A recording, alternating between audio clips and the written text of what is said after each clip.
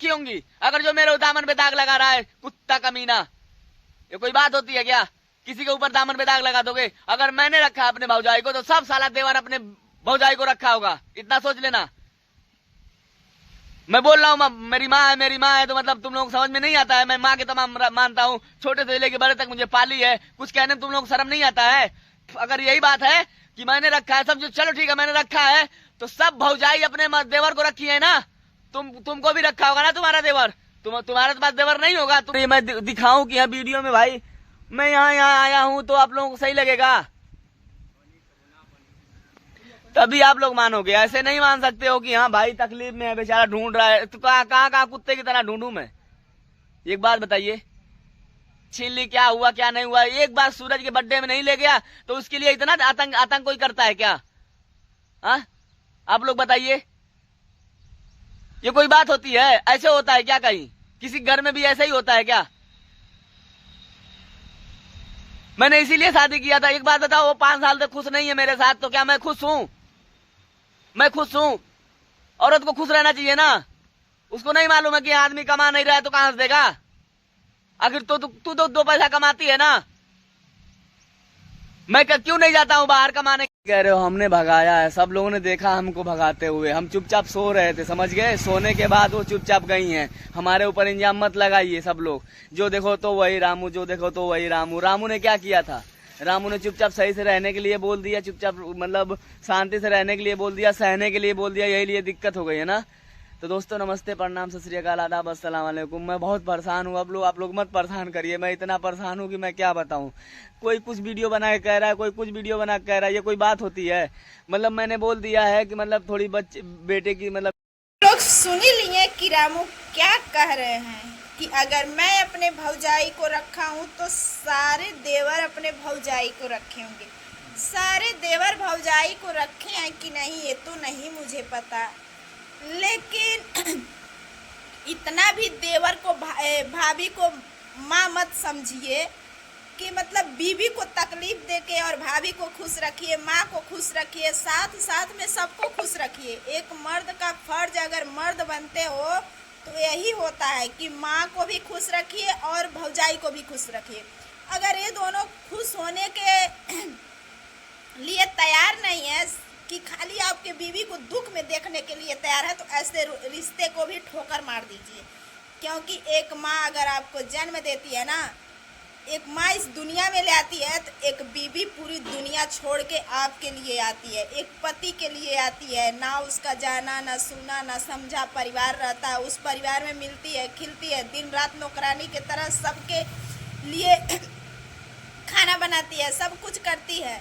पहले सब परिवार को देखती है, बाद में अपने लिए कुछ करती है, ठीक है। लेकिन अगर कोई औरत अपना मायके छोड़ती है तो एक पति के भरोसे, अगर उसको पति का प्यार मिल जाए ना, तो माँ, जो माँ 9 महीना कोख में ढोई रहती है, उस माँ को भी भूल जाती है थोड़ा देर के लिए, कि उस माँ का भी उतना याद नहीं आता है। लेकिन वहीं जब पति भड़ुआ मिल जाएगा, बेवड़ा मिल जाएगा तुम्हारे जैसे, कि बीवी को भेज देते हो बाहर सोने के लिए, मच्छर उसको काटते हैं, और बाहर बीवी को बाहर, इसमें मर्द ही कहा जाएगा?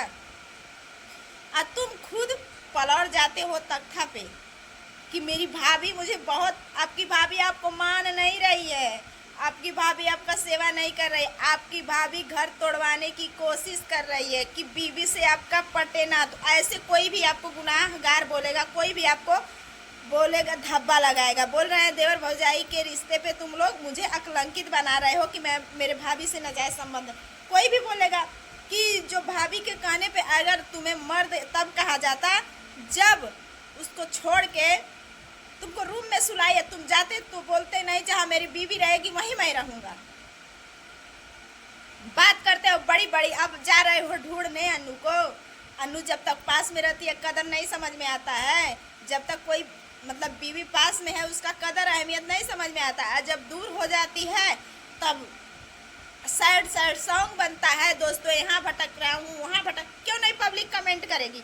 आज नहीं अन्नू रो रही है, तुम बोल रहे हो कि किसके घर नहीं झगड़ा लड़ाई होती है। मैं भी मानती हूँ सच में सबके घर में झगड़ा लड़ाई होती है, लेकिन तुम्हारे घर का ही झगड़ा कुछ और अलग है, बीवी और मर्द और पत्नी का। रह गई बात अन्नू, अन्नू इस समय पता नहीं किसी सब्सक्राइबर के घर पे रुकी है और ये भी कह रही है कि मेरे माँ बाप भाई का देन है कि आज मैं दर दर ठोकर खा रही हूँ। ये नहीं कह रही है मेरे माँ बाप बहुत सही हैं, भाई बहुत सही है। अगर तुम अन्नू से प्यार करते थे और जब तुम अन्नू को लेने गए तो उसके माँ बाप अगर घर से नहीं निकाले होते तो अन्नू तुम्हारे साथ कभी नहीं आती। अन्नू मजबूर हो गई थी कि मेरे माँ बाप भी निकाल दिए तो मैं जाऊँ तो जाऊँ किसके साथ। और उस समय अन्नू जिस हालात में रही है ना, तुम्हें पता होगा कि एक बीवी को रहते हुए तुम्हारे साथ रही। तुम्हारी वो जो पहली वाली बीवी थी, अन्नू को हाथ से माचिस देती थी, हाथ से 1 रुपए देती थी, अन्नू को नौकरानी बना के रखी थी। अन्नू जितना ना कोई सहन नहीं कर पाएगा। तुम खुद सोचो कि अन्नू कैसी लड़की है। अगर अन्नू चली गई ना तो तुमको कुकुर बिलार भी नहीं पूछेंगे, थूक के चले जाएंगे। फिर तीसरे बीवी का ख्वाब छोड़ देना, ऐसे रहोगे फिर रड़ुआ। कोई तीसरी बीवी यहाँ नहीं आएगी तुमको देख के, वही आएगी जो मतलब कोठे का जिंदगी या मतलब यही भीख मांग के खाना जीना चाहती हो। आप कह रहे हैं कि मैं कमाता नहीं हूँ, ठीक है, आप मर्द नहीं हैं, कमा नहीं सकते हैं। आपको भगवान 2 हाथ दिए, 2 पैर दिए, अच्छी खासी शरीर दिए, क्यों नहीं कमाते हैं? बीवी की कमाई पे क्यों, जब आपकी बीवी कदर नहीं करती। चलिए थोड़ा देर के लिए मैं मान लेती हूँ कि अन्नू आपकी कदर नहीं करती है, फिर काहे अन्नू के पीछे पड़े रहते हैं? आप भी कमाइए, बच्चों को देखिए। अब तो बेचारी चली गई, पता नहीं उसके माँ बाप भी कैसे हैं। मैं उनके माँ बाप को भी कहना चाहती हूँ, भाई को भी कहना चाहती हूँ, तुम लोग को थोड़ा सा भी तरस नहीं आ रहा है? अगर तुम लोग भगा दी हो तभी गई, कम से कम अपने घर पे बुला के आपको रखना चाहिए। दुनिया में ऐसा बहुत हो रहा है, फिर लोग बुला के रख रहे हैं, ठीक है। बाकी अन्नू तो आपके सामने जब वीडियो कैमरा पे आ गई, तुम लोग अन्नू का सपोर्ट करके कैमरा पे वीडियो बनाते हो, अन्नू को अपने घर भी बुलाइए। तो दोस्तों वीडियो हो रहा है बहुत लंबा और इस समय मेरा नेट नहीं चल रहा है। मेरे कहने का मतलब है रामू वीडियो देख के यही जवाब दिए हैं तो उनके लिए है ये। बाकी आप लोग को बाय बाय, फिर मिलते हैं किसी नेक्स्ट वीडियो में, तब तक के लिए